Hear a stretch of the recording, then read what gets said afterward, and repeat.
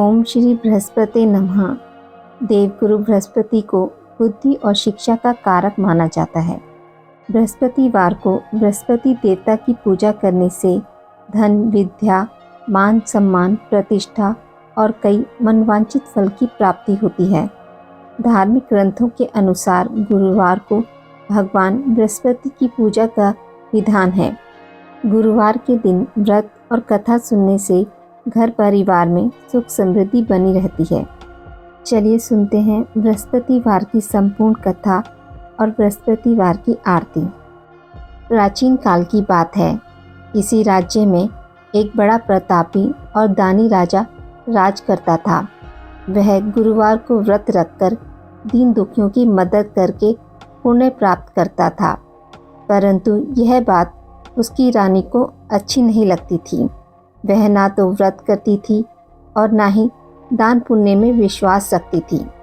इतना ही नहीं, वह राजा को भी ऐसा करने से मना करती थी। एक समय की बात है, राजा शिकार खेलने के लिए वन में गए। घर पर रानी और दासी थी।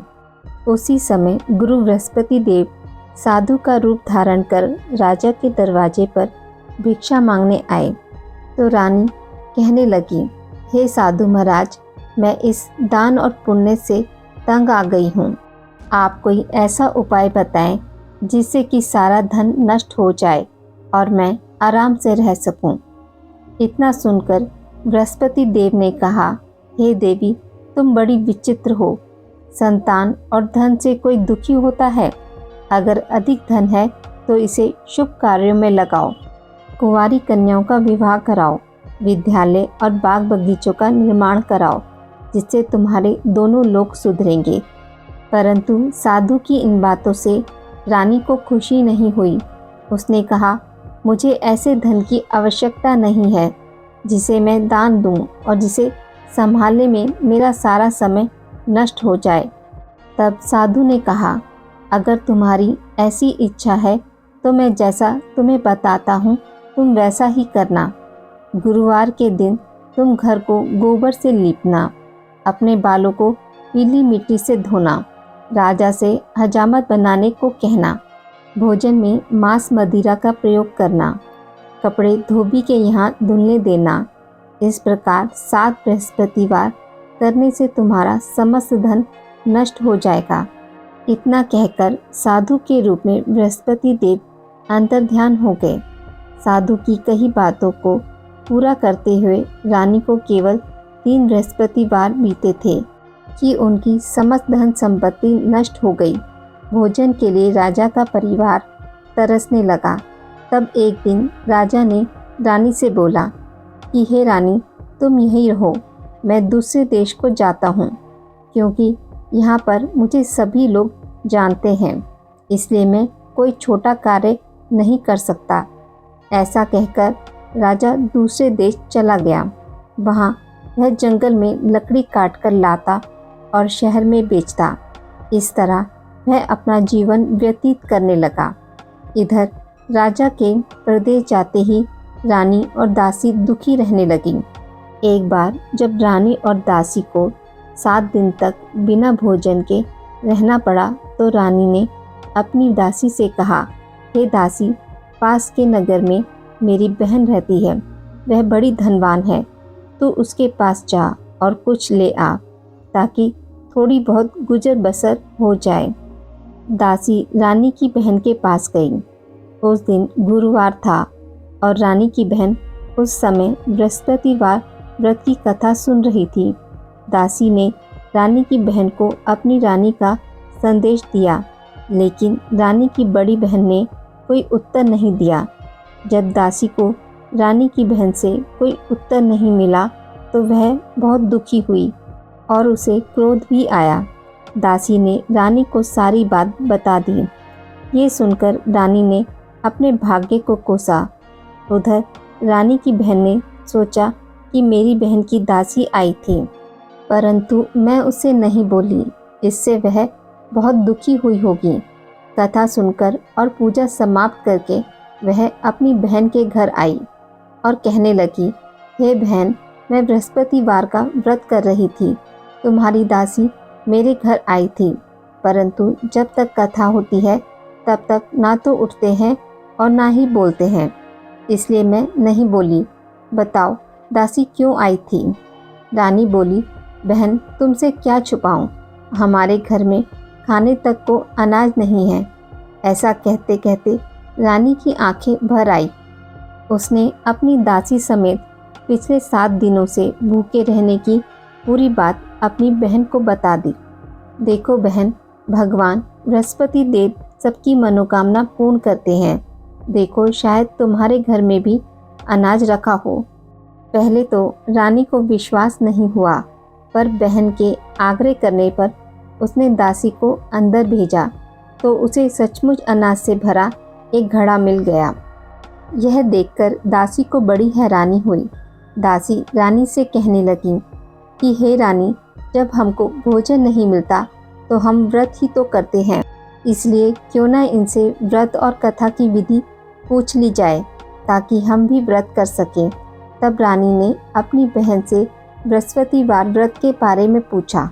उसकी बहन ने बताया, बृहस्पतिवार के व्रत में चने की दाल और मुनक्का केले की जड़ में अर्पित करें तथा दीपक जलाएं, व्रत कथा सुनें और पीला भोजन ही करें। इससे बृहस्पति देव और भगवान विष्णु प्रसन्न होते हैं। व्रत और पूजा की विधि बताकर रानी की बहन अपने घर लौट आई। 7 दिन के बाद जब गुरुवार आया तो रानी और दासी ने व्रत रखा।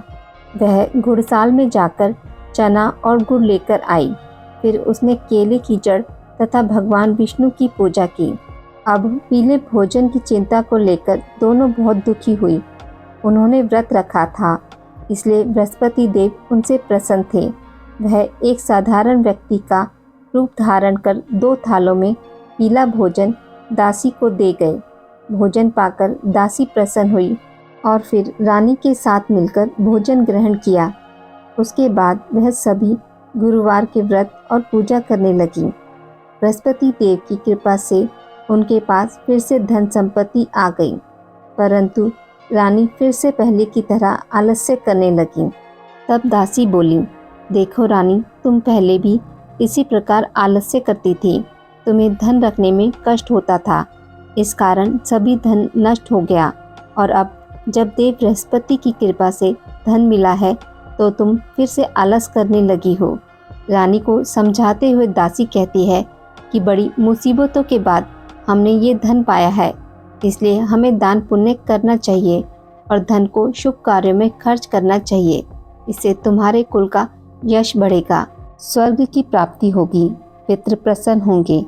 दासी की बात मानकर रानी अपना धन शुभ कार्यों में खर्च करने लगी, जिससे पूरे नगर में उसका यश फैलने लगा।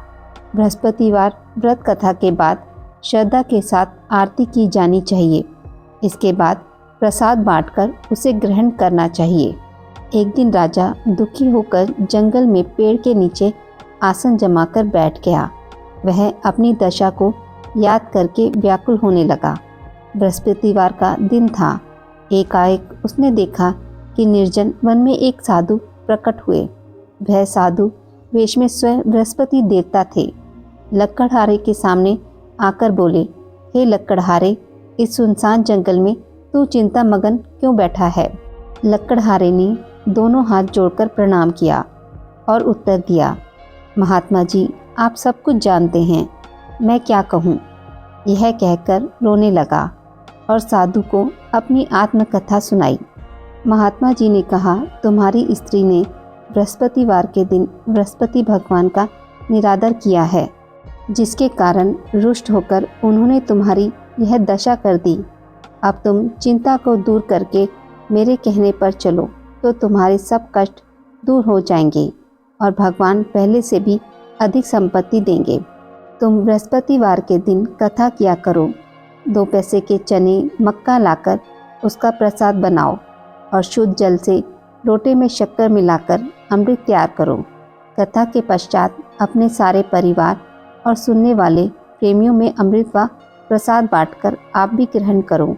ऐसा करने से भगवान तुम्हारी सभी मनोकामनाएं पूरी करेंगे। साधु के ऐसे वचन सुनकर लक्कड़हारा बोला, हे प्रभु, मुझे लकड़ी बेचकर इतना पैसा नहीं मिलता जिससे भोजन के उपरांत कुछ बचा सकूं। मैंने रात्रि में अपनी पत्नी को व्याकुल देखा है। मेरे पास कुछ भी नहीं जिससे मैं उसकी खबर मांग सकूं। साधु ने कहा, हे लकड़हारे, तुम किसी बात की चिंता मत करो। बृहस्पतिवार के दिन तुम रोज़ाना की तरह लकड़ियाँ लेकर शहर को जाओ। तुमको रोज़ से दुगना धन प्राप्त होगा, जिससे तुम भली भांति भोजन कर लोगे तथा बृहस्पति देव की पूजा का सामान भी आ जाएगा। इतना कहकर साधु अंतर्ध्यान हो गए। धीरे धीरे समय व्यतीत होने पर फिर वही बृहस्पतिवार का दिन आया। लकड़हारा जंगल से लकड़ी काटकर किसी शहर में बेचने गया। उसे उस दिन और दिनों से अधिक धन मिला। राजा ने चना गुड़ लाकर गुरुवार का व्रत किया। उस दिन से उसके सभी कलेश दूर हो गए। परंतु जब दोबारा गुरुवार का दिन आया तो बृहस्पतिवार का व्रत करना भूल गया। इस कारण बृहस्पति भगवान नाराज हो गए। उस दिन उस नगर के राजा ने विशाल यज्ञ का आयोजन किया तथा शहर में यह घोषणा करा दी कि कोई भी मनुष्य अपने घर में भोजन ना बनावे, ना आग जलावे। समस्त जनता मेरे यहाँ भोजन करने आवे। इस आज्ञा को जो न मानेगा उसे फांसी की सज़ा दी जाएगी। इस तरह की घोषणा संपूर्ण नगर में करवा दी गई।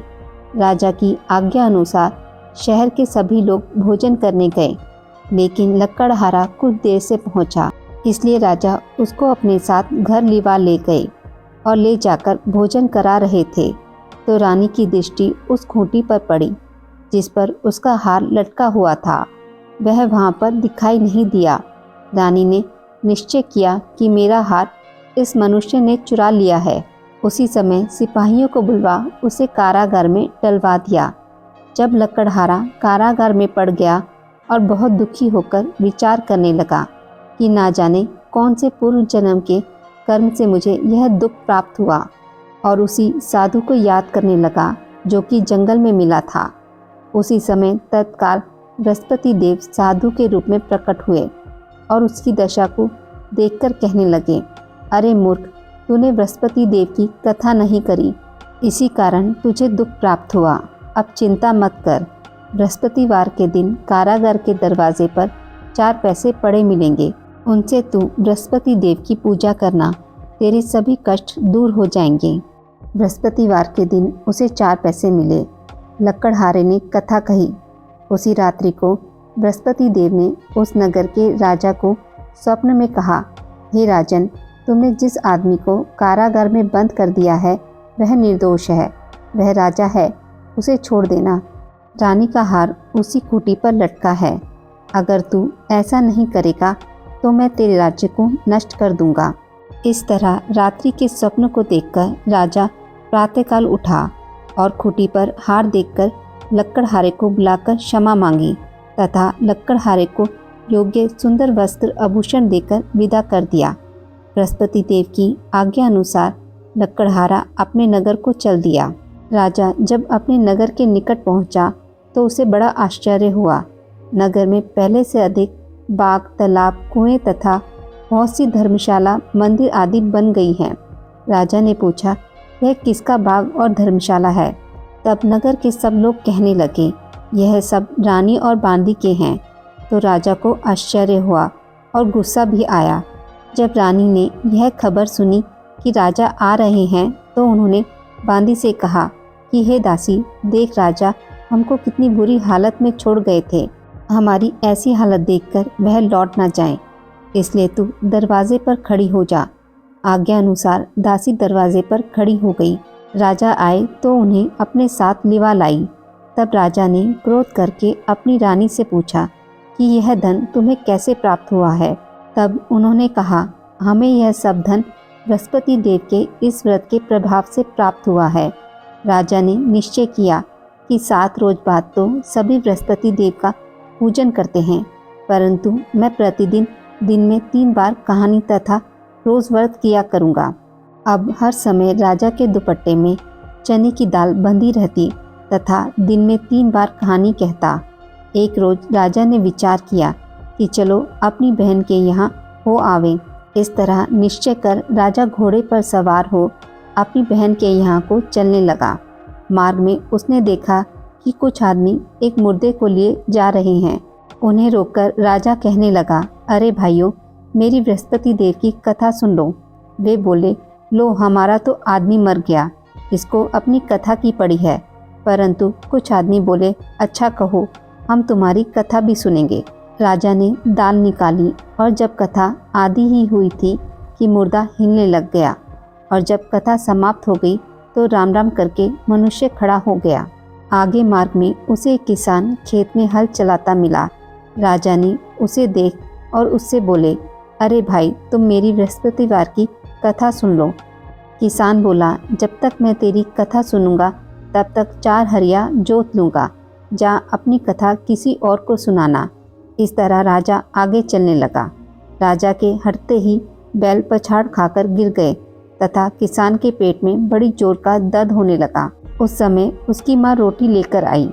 उसने जब यह देखा तो अपने पुत्र से सब हाल पूछा और बेटे ने सभी हाल कह दिया।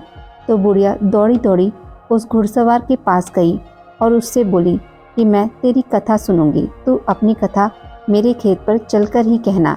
राजा ने बुढ़िया के खेत पर जाकर कथा कही, जिसके सुनते ही वह बैल उठ खड़े हुए तथा किसान के पेट का दर्द भी बंद हो गया।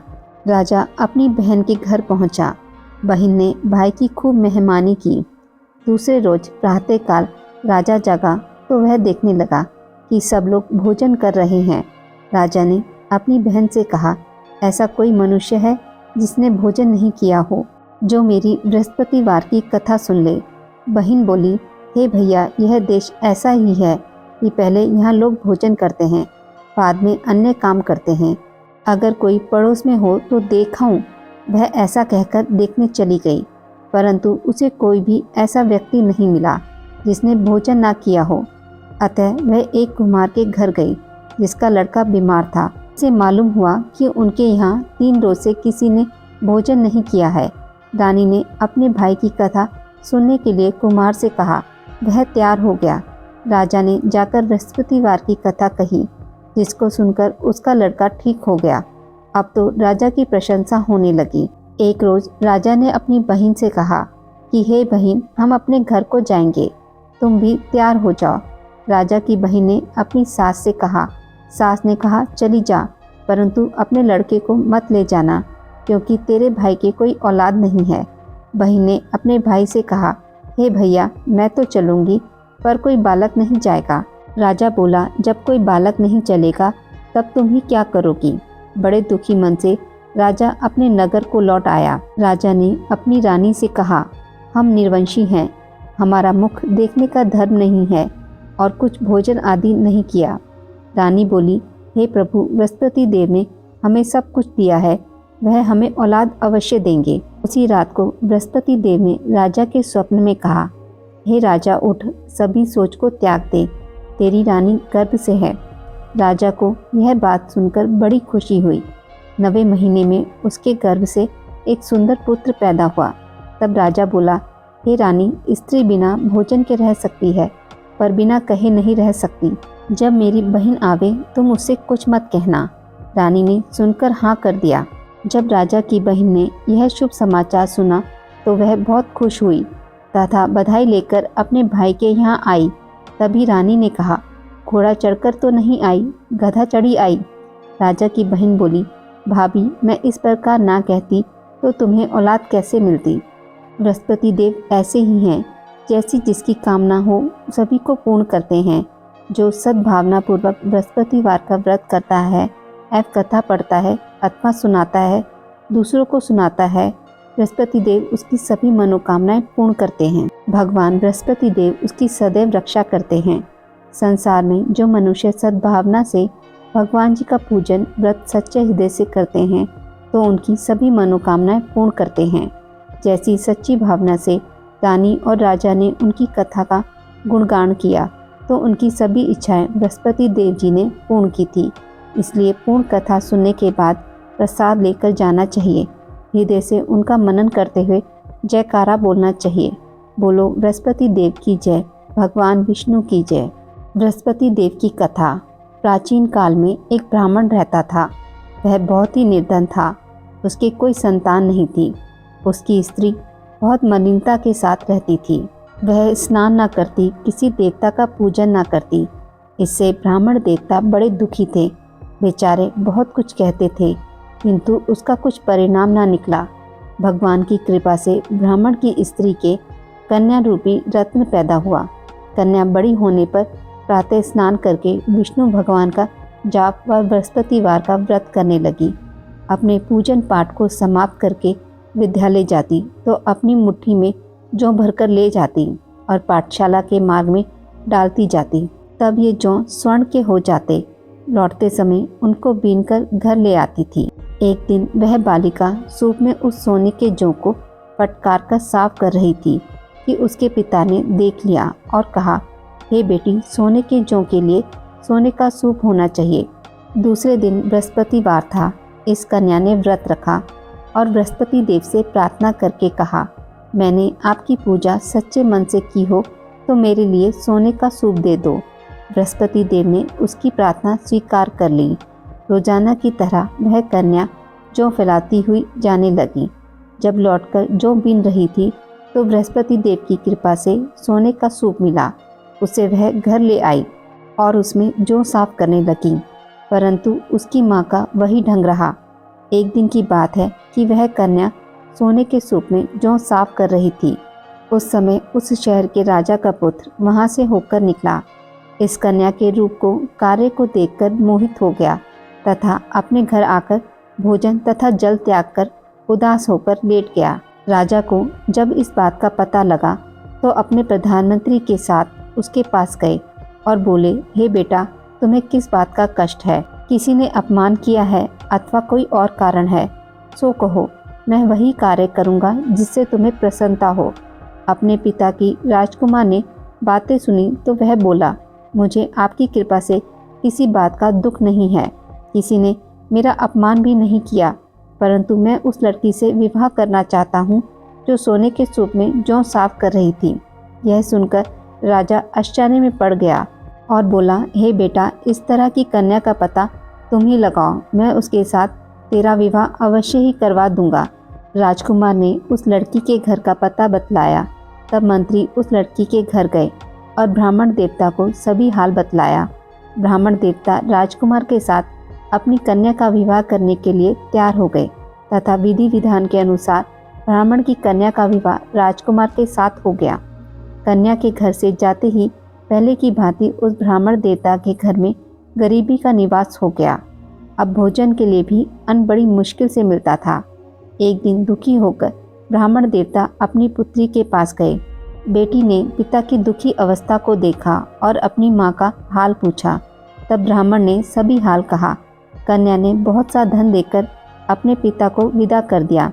इस तरह ब्राह्मण का कुछ समय सुखपूर्वक व्यतीत हुआ। कुछ दिन बाद फिर वही हाल हो गया। ब्राह्मण फिर अपनी कन्या के यहाँ गया और सारा हाल कहा तो लड़की बोली, हे पिताजी, आप माताजी को यहाँ रिवा लाओ, मैं उन्हें विधि बता दूंगी जिससे गरीबी दूर हो जाए। वह ब्राह्मण देवता अपनी स्त्री को साथ लेकर पहुँचे तो अपनी माँ को समझाने लगी, हे माँ, तुम प्रातःकाल प्रथम स्नान आदि करके विष्णु भगवान का पूजन करो तो सब दरिद्रता दूर हो जाएगी। परंतु उसकी माँ ने एक भी बात नहीं मानी और प्रातःकाल उठकर अपनी पुत्री के बच्चों की झूठन को खा लिया। उससे उसकी पुत्री को भी बहुत गुस्सा आया और एक रात को कोठरी से सभी सामान निकाल दिया और अपनी माँ को उसमें बंद कर दिया। प्रातःकाल उसे निकाला तथा स्नान आदि करा के पाठ करवाया तो उसकी माँ की बुद्धि ठीक हो गई और फिर प्रत्येक बृहस्पतिवार को व्रत रखने लगी। इस व्रत के प्रभाव से उसके माँ बाप बहुत ही धनवान और पुत्रवान हो गए और बृहस्पति जी के प्रभाव से इस लोक में सुख भोगकर स्वर्ग को प्राप्त हुए। सब लोग विष्णु भगवान की जय बोलो। बृहस्पति देव की जय। भगवान बृहस्पति देव की आरती। जय बृहस्पति देवा, ओम जय बृहस्पति देवा। छिन छिन भोग लगाऊं, कदली फल मेवा। ओम जय बृहस्पति देवा। जय बृहस्पति देवा, तुम पूर्ण परमात्मा, तुम अंतर्यामी। जगत पिता जगदीश्वर, तुम सबके स्वामी। ओम जय बृहस्पति देवा, जय बृहस्पति देवा। चरणामृत निज निर्मल सब पातक हरता, सकल मनोरथ दायक कृपा करो भरता। ओम जय बृहस्पति देवा, जय बृहस्पति देवा। तन मन धन अर्पण कर जो जन शरण पड़े, प्रभु प्रकट तब होकर आकर द्वार खड़े। ओम जय बृहस्पति देवा, जय बृहस्पति देवा। दीन दयाला दयानिधि भक्तन हितकारी, पाप दोष सब हरता भव बंधन हारी। ओम जय बृहस्पति देवा, जय बृहस्पति देवा। सकल मनोरथ दायक सब संशय हारो, विषय विकार मिटाओ संतन सुखकारी। ओम जय बृहस्पति देवा, जय बृहस्पति देवा। जो कोई आरती तेरी प्रेम सहित गावे, जेठानंद आनंद कर सो निश्चय पावे। ओम जय बृहस्पति देवा, जय बृहस्पति देवा। सब बोलिए विष्णु भगवान की जय। बोलो बृहस्पति देव भगवान की जय।